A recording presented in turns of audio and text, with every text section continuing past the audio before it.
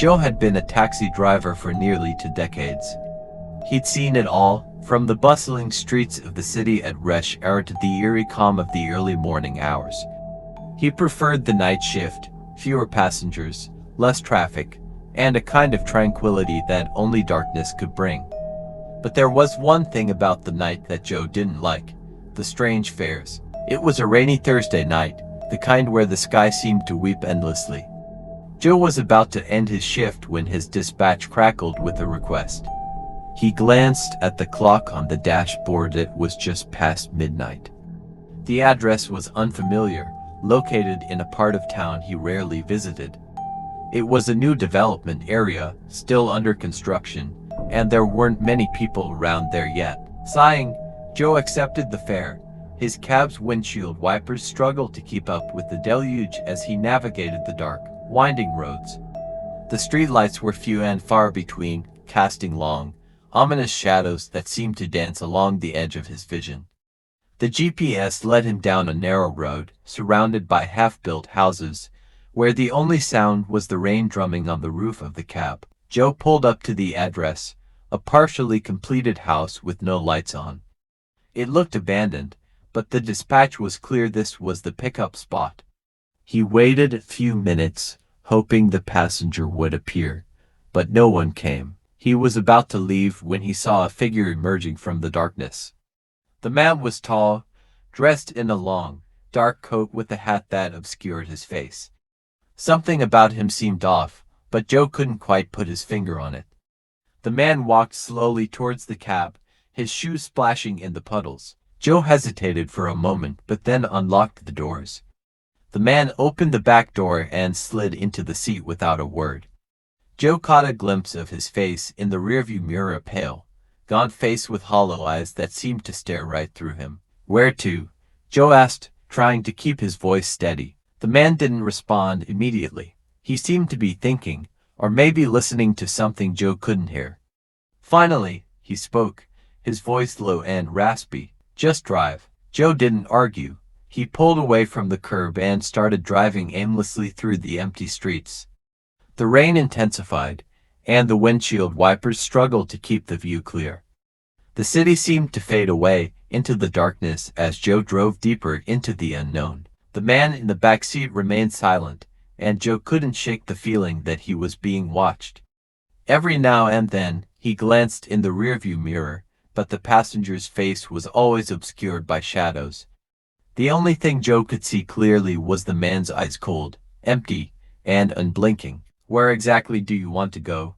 Joe asked again, trying to keep his tone light. "Just keep driving," the man replied. Joe nodded, his unease growing with every passing minute. The roads seemed to stretch on endlessly, and the familiar landmarks of the city had long disappeared. The rain hammered down harder, and Joe's knuckles turned white as he gripped the steering wheel. He had a gnawing sense that something was terribly wrong. As they drove, the city seemed to change. The streets grew narrower, the buildings older, and the streetlights dimmer. Joe noticed that the few pedestrians they passed didn't look quite right. Their faces were pale, their clothes outdated, and their movements unnatural, almost jerky. He tried to convince himself it was just the rain playing tricks on his eyes, but then he saw something that made his blood run cold. Up ahead, illuminated by the dim glow of a flickering streetlight, was a figure standing in the middle of the road. Joe slowed down, expecting the person to move aside, but they didn't. They just stood there, staring at the cab with lifeless eyes. Joe's heart pounded in his chest as he brought the cab to a stop. The figure, a woman dressed in a long, tattered gown, slowly raised her hand and pointed directly at him. Her face was deathly pale, her eyes sunken and hollow. She opened her mouth, but no sound came out, just a silent scream. Joe looked back at his passenger, hoping for some kind of reaction, but the man was unfazed. He just sat there, staring ahead with those cold, dead eyes. "Drive," the man said, his voice barely above a whisper. Joe didn't need to be told twice. He slammed his foot on the accelerator, swerving around the ghostly figure and speeding down the road. The woman's image burned into his mind, but he couldn't afford to look back. The only thing that mattered was getting away. The roads continued to change, becoming more and more unfamiliar. Joe felt like he was driving through a different city, a darker, more twisted version of the one he knew. The buildings were decaying, their windows shattered, and the few street lights that remained flickered ominously. The air felt thick, heavy with an oppressive sense of dread. "Where are we?" Joe asked, his voice trembling. The man in the back seat didn't answer. Instead, he leaned forward, his face emerging from the shadows.